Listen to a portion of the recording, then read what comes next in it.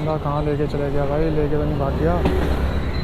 यहाँ से भीमताल 16, अल्मोड़ा 76 किलोमीटर।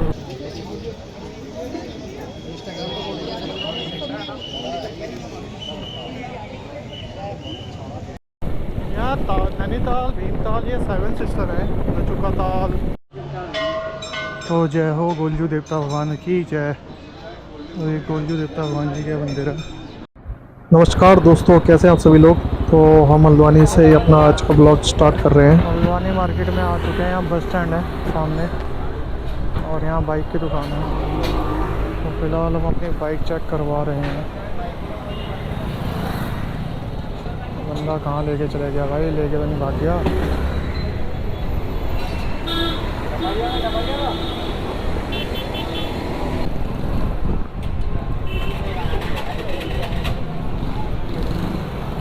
पता चले बेच दी बाइक कहीं।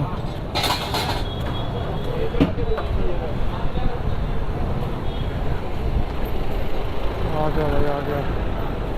मुझे लगा कहीं बेच पास ना दे भाई साहब। आ ही गया।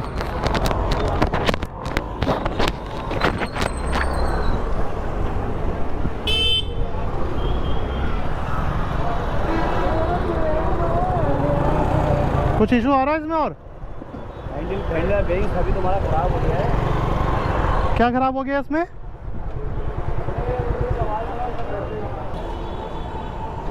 क्या चीज़, क्या इशू आया कह रहा?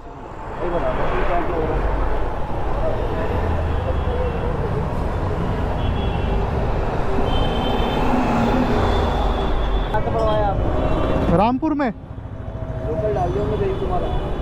तो डाल दो, बेरिंग में डाल दो सही से इसका। इसी में आ रही है ना आवाज? हाँ, चेन का लॉक भी चेक करना पड़ेगा तुम्हारा। है चेन का लॉक भी चेक करना पड़ेगा। चेन की वॉश होगी तुम्हारी, ऑयलिंग होगी इसमें। अच्छा, ऑयलिंग तो अभी ये सर्विस करवा के ला रखा हूँ इसको मैं। सर्विस करने के बाद तुम्हारी गाड़ी में इतनी कमी छोड़ लगी है। अरे वो सर्विस तो दिल्ली से करवाई थी मैंने, वो बेरिंग का पंगा पड़ गया साला रास्ते। हैंडल तुम्हारा जैसा हो रहा है, शॉकर लीक है। क्या हो रखा है? हैंडल ही पूरा बेरिंग चढ़ के चल रहा है। चलाने में महसूस नहीं हो रहा आपको ये? ना, मेरे को तो ठीक ही लग रहा है। हैंडल ऐसा होना चाहिए सीधे गाड़ी की। इस कहीं भी बेरिंग टूट कर अटक गया तो वहीं समझ लो गाड़ी भी गई और इंसान तो भी। क्या चार्जेस है इसके बेरिंग ठीक करने के? इसके यहाँ बेरिंग पड़ता है हाँ, वो पड़ेगा। कितने लगेंगे उसके? जैसे 250-300 रुपये बेरिंग आता है, बाकी लेबर जाएगी। शॉकर लीक है तुम्हारा, ये देखो हैंडल टेढ़ा है तुम्हारा।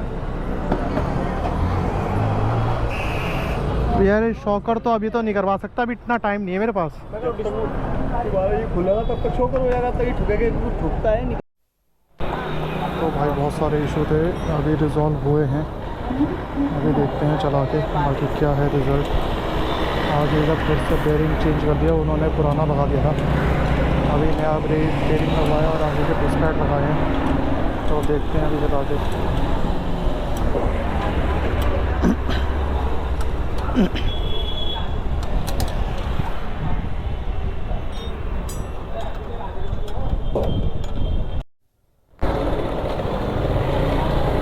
भाई साहब मौसम हो रहा है सुहावना, ऊपर बारिश वाला मौसम चल रहा है।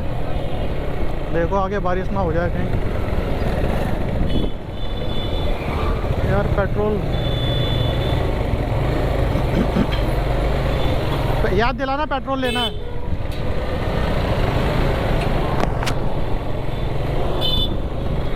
याद दिलाना, आगे से पेट्रोल ले लेंगे।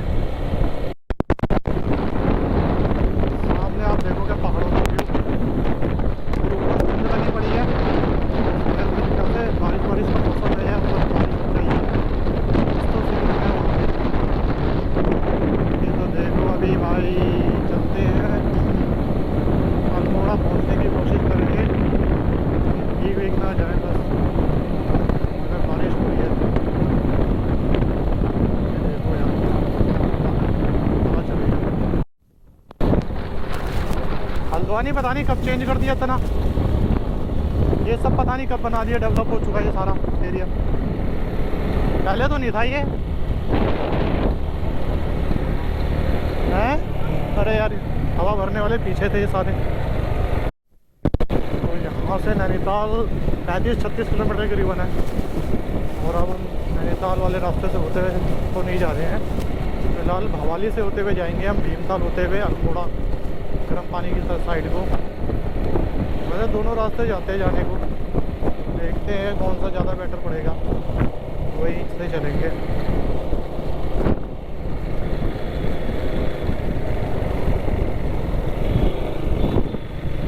और हवा भरवानी थी, हवा भरवाना भूल गए हम। 300 किलोमीटर चल गई है तो हवा तो कम हो गई होगी, वैसे ही हवा कम हो जाती है इसमें।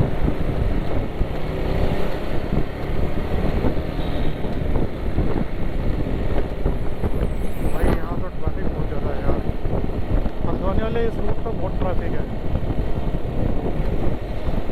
मौसम मस्त बन रखा है, धूप भी आ रखी है और हल्की हल्की बूंदाबांदी भी हो रही है।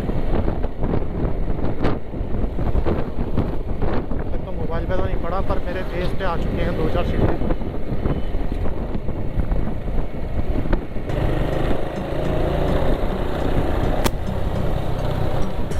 यहाँ से भीमताल 16, अल्मोड़ा 76 किलोमीटर दूर है, करीबन 1.5 घंटे से। अल्मोड़ा 76 किलोमीटर यानी 2-2.5 घंटे तो लग जाते हैं अल्मोड़ा के लिए यहाँ से।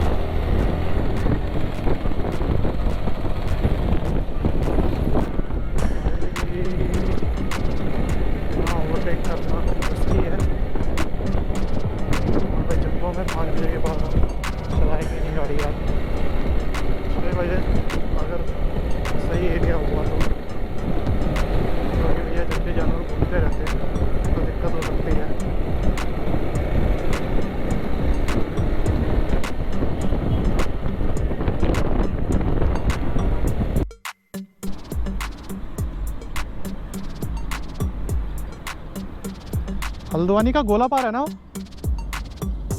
ये हल्द्वानी गोला पार है।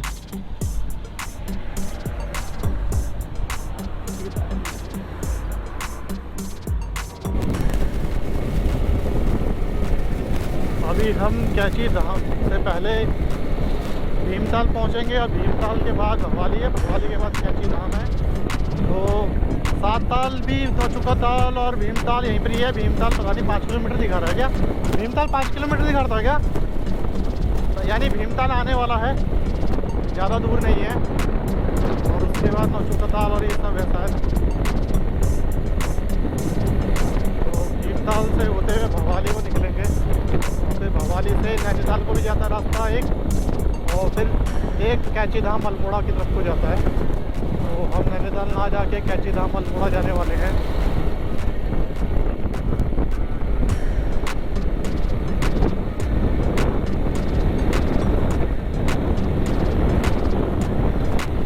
आगे मौसम तो देखो भाई, धुंध तो है, हल्की फुल्की बूंदाबांदी भी हुई थी, बारिश तो नहीं है पर हल्की फुल्की बूंदे टपकी है।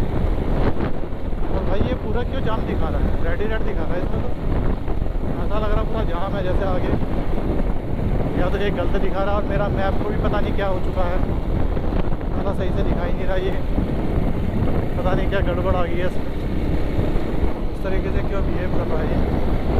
टाइम 1:30 बज गया है भाई हमारे को, अभी 1:30 बजे तक हम कैची धाम है, फिर अल्मोड़ा पहुँचते 4 बज जाएंगे हमें। तो आज तो भैया सिर्फ ट्रैवलिंग में निकल गया है, कल का देखना पड़ेगा कि क्या होता है। और अभी भी बाइक साला इशू कर रहा है, पता नहीं अब क्या आवाज़ कर रहा है बाइक में मेरी। अभी सुबह से 2 बारी 3 बारी दिखा चुके हैं और अभी भी इसमें झंझटबाजी चल रही है। अब यार ये बूढ़ी हो चुकी है गाड़ी मेरी, ये भी बेचारी हाफ जाती है, और अभी अपने पास पैसे नहीं है भाई चेंज करने के लिए, तो इसी को घसीट रहे हैं। पहुंच जाएगा तो सब कुछ हो जाएगा। तो ये है सुसाइड पॉइंट, ये सुसाइड पॉइंट है। हाँ ये सुसाइड पॉइंट है। अभी बंद कर दिया है पूरा, देख रहे हो तारे लगा रखी है। लोग यहाँ पर खड़े होकर झांकते थे नीचे को।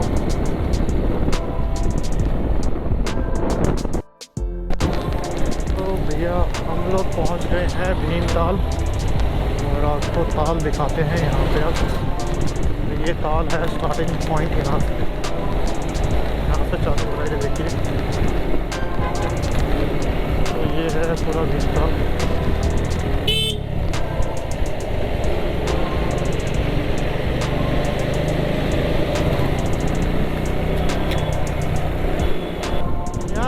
नैनीताल भीमताल ये 7 सिस्टर है। चुका ताल, 7 ताल और पता नहीं कौन कौन से ताल हैं, तो इनको 7 सिस्टर कहा जाता तालों को। तो यहीं पर ये सब आसपास में आपको दिखेंगे। 15-20 किलोमीटर के 10-15 किलोमीटर के एरिए में ही है सारे ताल। मैं एक बार जा चुका हूँ कई तालों पे, सिर्फ एक ताल नहीं गया हूँ, बाकी तो मैं सभी ताल में जा चुका हूँ। तो जो सबसे बड़े ताल है वो भीमताल और नैनीताल ही है, फेमस जो है। बाकी नॉर्मल है जो ताल है, ज़्यादा कोई जाता नहीं है। हाँ जाते हैं वहाँ पर, इतना भी ज़्यादा कोई नहीं जाता जितना भीमताल और नैनीताल में जाते हैं। तो यहाँ पे बोटिंग वोटिंग भी होती है, होने में उनमें भी होती है, पर वो यार कुछ ज़्यादा खास फेमस है नहीं और थोड़े अंदर की साइड को है, ज़्यादा बड़े हैं नहीं, इसलिए उनका कोई उतना वैल्यू नहीं है। क्योंकि ये नैनीताल और भीमताल ही जब आसपास में इतने बड़े ताल हैं, इन्हीं की वैल्यू इतनी है, तो कोई दूसरे तालों में इतने ज़्यादा जल्दी जाएगा ही क्यों। हाँ कोई टूरिस्ट होगा जिसके पास टाइम होगा वो जाते हैं उन जगहों पे। बाकी तो मोस्टली भीमताल और नैनीताल घूमते हैं, पैराग्लाइडिंग करते हैं यहाँ पे। अभी पता नहीं आजकल पैराग्लाइडिंग वगैरह हो रही नहीं हो रही, पर यहाँ पैराग्लाइडिंग भी उठती है इधर की साइड को, कहीं होती है आगे उधर की साइड में। 1:30 बज चुका है टाइम। अभी तक तो हमें निकल जाना चाहिए था कैंची धाम से अल्मोड़ा के लिए, तो कोशिश की जा सकती थी जागेश्वर धाम के लिए, पर अब हो नहीं सकता वो पॉसिबल, क्योंकि 1:30 तो यहाँ बज गया। अभी पहुँचते हुए 2-2:30 हमें कैंची धाम पे लग जाएंगे। तो ये नैनीताल के लिए यहीं पर ही रोक दिया जा रहा भाई। यहाँ पार्किंग में ही पार्किंग बना दी गई है इधर की साइड को, और कुछ यहाँ पर रहने के लिए भी बना रखे हैं। तो आने वाली तैयारियाँ चल रही हैं, मतलब जो सीजन में भी आने वाले हैं, क्योंकि भैया नैनीताल में गर्मियों के टाइम में बहुत भीड़ हो जाती है। भाई हम लोग पहुँच गए भवाली। तो यहाँ से चितई गोलजू का मंदिर आता है ऊपर को जो जाता है रास्ता, और हम नीचे को जाते हैं भवाली को, और भवाली से अब आगे को नैनीताल और अल्मोड़ा दोनों के लिए अलग अलग रास्ते कटेंगे। कसौनी यहाँ से 97 किलोमीटर है। अच्छा मुक्तेश्वर के लिए तो यहाँ से जाता है यार दिनेश, मुक्तेश्वर के लिए यहाँ से जाता है रास्ता।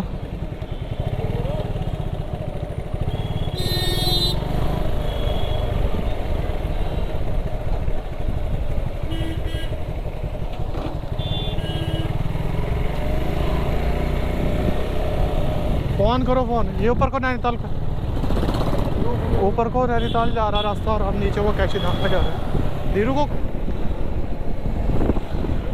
भाई साहब यहाँ तो बाइक तो लगा नहीं सकते लग रहा है दिनेश, बाइक लग रहा लगा नहीं सकते। देख नहीं रहे ऊपर वो क्रेन लेके बैठे हुए हैं। जब मैं लास्ट टाइम मैंने अपना जो ब्लॉग बनाया था कैंची धाम का, आपको ऊपर लिंक में दिख जाएगा। अगर किसी ने कैंची धाम का ब्लॉग नहीं देखा तो आप देख सकते हैं। पहुंच चुके हैं कैंची धाम। कहीं बाइक लगानी पड़ेगी अपनी, क्योंकि सब इन्होंने बंद कर दिया थी। देखो कहाँ लगती है अब अपनी बाइक। बाकी ये कैंची धाम और भीड़ देखो बेबी।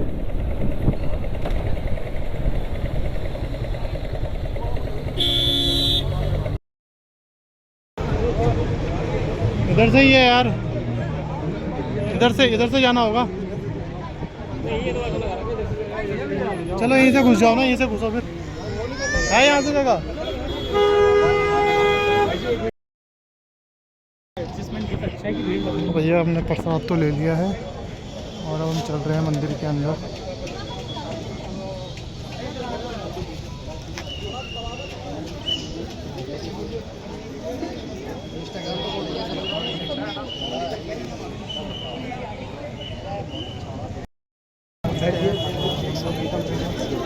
दिनेश अभी फ़ोटो खींचने में ज़्यादा व्यस्त हो रहा है, तो बाकी निकलते हैं यहाँ से क्योंकि अल्मोड़ा निकलना है। 3 सवा 3 हो गए, 3 बज गए हैं यहाँ पे हमें, और वहाँ पहुँचते पहुँचते पता नहीं 4-5 बज जाए, तो रास्ते में अंधेरा हो जाएगा, इससे पहले निकल लेते हैं। तो दोस्तों हम निकल चुके हैं कैची धाम से, तो हमारे काफ़ी अच्छे दर्शन हो गए थे वहाँ पे। जब लास्ट टाइम आया था तब यहाँ पे हम लोग आराम से बैठ के हनुमान चालीसा वगैरह सब पढ़ सकते थे मंदिर के अंदर, पर इस समय फ़िलहाल वो व्यवस्था नहीं है क्योंकि भीड़ यहाँ बहुत ज़्यादा हो जाता है, कभी क्राउड हो जाता है, जिसकी वजह से इन्होंने अब किसी को वहाँ बैठने नहीं दिया जाता है। तो और यहाँ से 2 रास्ते कटेंगे, जो कि एक रानीखेत के लिए जाएगा, तो आप आगे देख रहे होंगे जो एक कट आएगा पुल जो दिखेगा यहाँ से लेफ़्ट साइड में, तो वहाँ रानीखेत के लिए जा रहा है वो रास्ता, और हमें जाना सीधा अल्मोड़ा के लिए। तो आते समय हम लोग बाकी देखेंगे, इधर के रास्ते से वापस जाएंगे जो पुल के साइड से है। भाई साहब यहाँ के हाईवेज देखो आप, कितने चौड़े चौड़े हाईवे हैं यार यहाँ पे, और व्यू भी बहुत अच्छा है इधर की साइड का, काफ़ी अच्छा लोकेशन है। नीचे की तरफ को नदी बह रही है पूरी। तो भाई यहाँ ग्रीनरी देखो अल्मोड़ा की, और ये पहाड़ देखो पूरे पत्थर ही पत्थर है इसमें। यहाँ से 5:30 बजे दिखा रहा है, अभी भी 2 घंटे भाई साहब जागेश्वर धाम के, और 3:30 यहाँ बज चुके हैं हमें। हम देखते हैं भाई कैसे पहुँचा जाएगा वहाँ। बाकी आप का मज़ा लो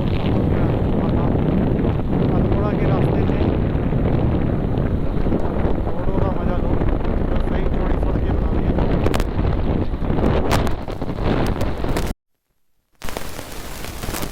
5 किलोमीटर की दूरी पर रह गया है अब सिर्फ, और टाइम 4 बज गए। धीरे धीरे अंधेरा भी होते जा रहा है। देखो कितने बजे तक पहुंचते हैं भाई। टाइम जागेश्वर धाम का बढ़ते जा रहा है, इसमें 5:30 हो गया है यहाँ पे जागेश्वर धाम का। हमारे साथ स्लो हो चुकी है, इस वजह से टाइम बढ़ता जा रहा है गूगल मैप का।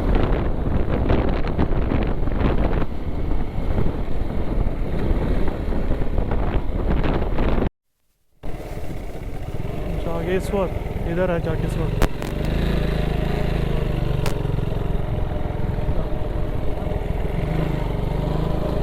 सर वो तो दिखाओ उधर को रहा है। हाँ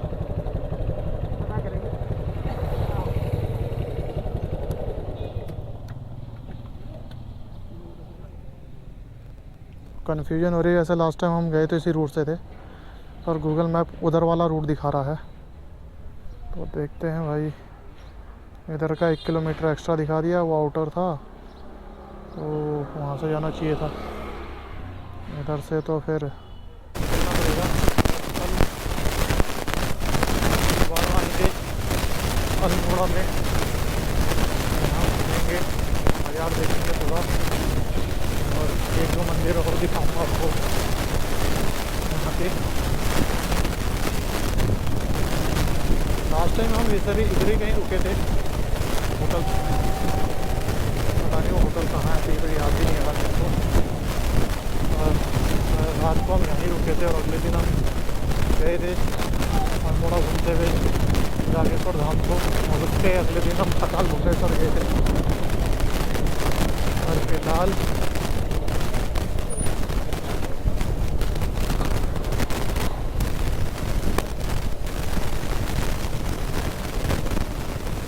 मेरे रास्ता नहीं दिखा रहा।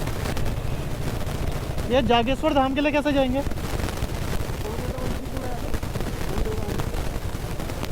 यही सही है ना, सीधा? ये सीधा सीधा रास्ता है? ठीक, थैंक यू।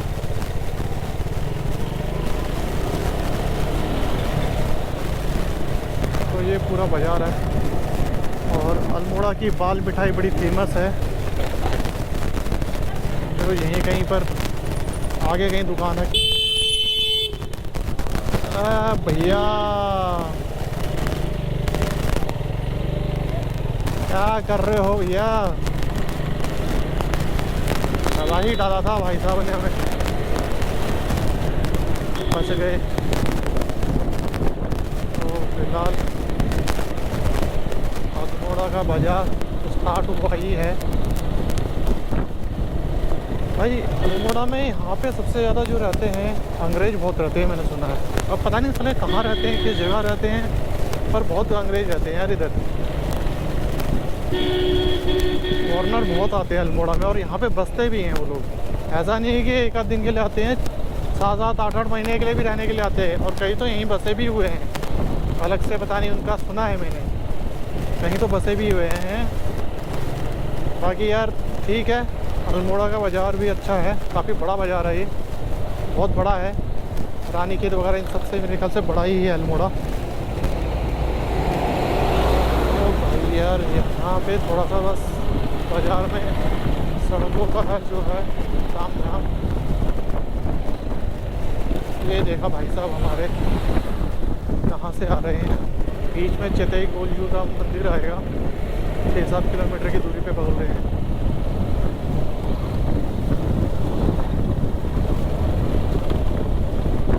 जागेश्वर धाम यहाँ से 36 किलोमीटर बचा हुआ है, मतलब 5:30 दिखा रहा है टाइम।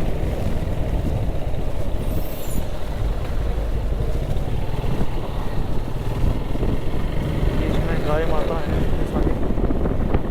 बाकी यार अल्मोड़ा में व्यू तो अच्छा आता है पहाड़ों का, यहाँ काफ़ी खुले खुले पहाड़ हैं, चारों तरफ से पहाड़ दिखेंगे आपको। यहाँ के पहाड़ों का व्यू मुझे काफ़ी सही लगा। और बारिश के टाइम में तो यार भाई मज़ा आ जाता होगा इधर तो।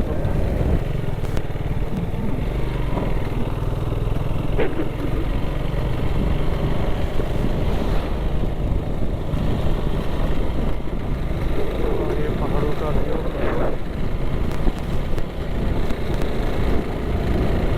यार अपने पास भी पैसा हो तो सेट हो जाए यार पहाड़ों में। दिल्ली की लाइफ है झंझट भरी, मज़ा ही नहीं आता था। समुद्रों की तरह अंदर पिंजरे में बंद रहते हैं, कहीं जाने का मन भी नहीं करता। तो पहाड़ों का मज़ा देखो भाई साहब, क्या सुंदर रोड है यार। चितई गोलजू पर देवता का मंदिर आने वाला है, 100 किलोमीटर रह गया है। और वहाँ से 26-27 किलोमीटर जागेश्वर धाम है।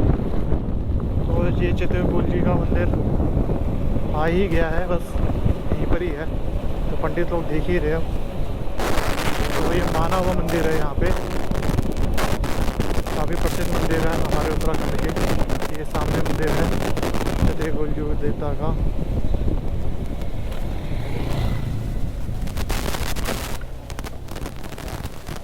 हेलमेट को टांग देंगे, रुको इनसे पहले पूछ लो एक बार। एक चीज़ बताओ भैया, ये जागेश्वर धाम के लिए जाना है, यही रास्ता जाता है वैसे 5 किलोमीटर है। कितना किलोमीटर? 27 है। कोई इशू तो नहीं है रास्ते में? नहीं कोई इशू नहीं। बाग वाग का कोई ऐसा तो कुछ नहीं? अगर रास्ते में अंधेरा हो जाता है तो बीच में जंगल का एरिया होता है, हाँ वैसे दिक्कत नहीं है। अभी तो आप लोग आते जाते रहते हैं, हाँ तो ट्रैफिक कम होता है। हाँ। कितने बजे जा सकते हैं, कितने बजे तक पहुँच जा सकते हैं? 6, 6:30, 7, 7:30। अच्छा, मतलब ये है कि 9-10 बजे के बाद थोड़ा अंधेरा ज़्यादा हो जाता है, हाँ। तो लोग ट्रैफिक कम करते हैं। ट्रैफिक कम करते हैं। नहीं 9-10 बजे आगे निकलेगा। अभी तो आप तो आधे तो जय हो गोलजू देवता भगवान की जय। और ये गोलजू देवता भगवान जी का मंदिर है। तो हम आ चुके हैं अब गोलजू देवता के मंदिर, जिसे चितई गोलजू मंदिर कहते हैं। ये अल्मोड़ा से 8-10 किलोमीटर की दूरी पे है ये मंदिर। और यहाँ पे इसको एक तरीके से घंटी वाला मंदिर भी कहते हैं, क्योंकि इसमें लाखों की संख्या में, हज़ारों लाखों की संख्या में घंटियाँ बनी हुई हैं। तो अभी हम चलते हैं अंदर परिसर में और आपको दिखाता हूँ यहाँ पे कि यहाँ की क्या मान्यता है। तो गोलू देवता की बात करें तो हम इनको उत्तराखंड के न्याय का देवता कहा जाता है। और ऐसा माना जाता है कि गोलू देवता शिव जी के एक अंश हैं। और उत्तराखंड की मान्यताओं के अनुसार ये कहा जाता है कि अगर कोई भी अपनी समस्या लेके गोलजू देवता के पास आता है तो वो उनके साथ हमेशा न्याय करते हैं और उनको न्याय दिलाते भी हैं। तो इसलिए गोलू देवता जी उत्तराखंड में न्याय के देवता के नाम से प्रसिद्ध हैं। तो इनको अलग अलग नामों से बोला जाता है, जैसा अभी आपको मैंने बताया, गोलू देवता का मंदिर कहा जाता है, घंटी वाला मंदिर कहा जाता है, और न्याय का देवता का मंदिर भी कहा जाता है, और भी अलग अलग तरीके से भी बोला जाता है इनको। तो बाकी यहाँ की खासियत तो आपको यहाँ की घंटियाँ और चिट्ठियों के उससे दिख ही रही होगी कि यहाँ कितनी इनकी मान्यता है। सभी लोग अपनी समस्याएं इस दरबार में लेके आते हैं और अर्जी लगाते हैं अपनी। तो गोलू देवता एक एक करके उन सबकी जो समस्या है वो देखते हैं, सुनते हैं, और उनके साथ जो भी अन्याय हुआ है उनको न्याय दिलवाते हैं। इसका साक्षात प्रमाण आपको जब आप मंदिर के अंदर घुसते हैं तो वहीं से आपको दिख जाता है कि कितनी घंटियां बंधी हुई है, जो कि जब किसी की समस्या या किसी का जो न्याय मिला हुआ होता है तो वो लोग ही यहाँ पे आके ये घंटियां चढ़ाते हैं, कोई ऐसे ही नहीं लगाता है यहाँ पे। तो आप देखेंगे पूरे के पूरे मंदिर में घंटियां ही घंटियां हैं, और कितने लोगों की अर्जियां भी हैं यहाँ पे। तो अगर आप देखेंगे यहाँ पे किसी ने अपनी चिट्ठी में क्या कुछ लिखे हुए हैं, और किसी ने अपनी जो भी ज़मीन से जुड़ी समस्याएं हैं वो दी हुई हैं, या कानूनी कार्रवाइयाँ कहीं चल रही हैं कोर्ट में जहाँ पे उनको न्याय नहीं मिला है, तो वो सब यहाँ पे अर्जी लगाई गई हैं पूरी की पूरी, एक तरीके से पूरी लेटर की कॉपी बना के, या चाहे जो भी पूरा लेटर लगा, पूरे फाइल लगा के यहाँ पे लगा रखी हैं।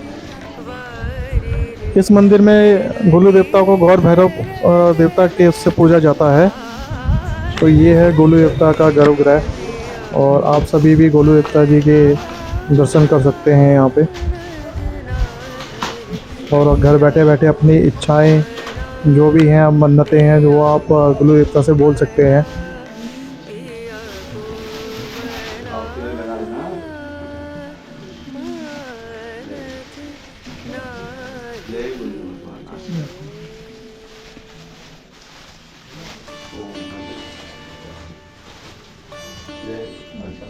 वो दिनेश आता है।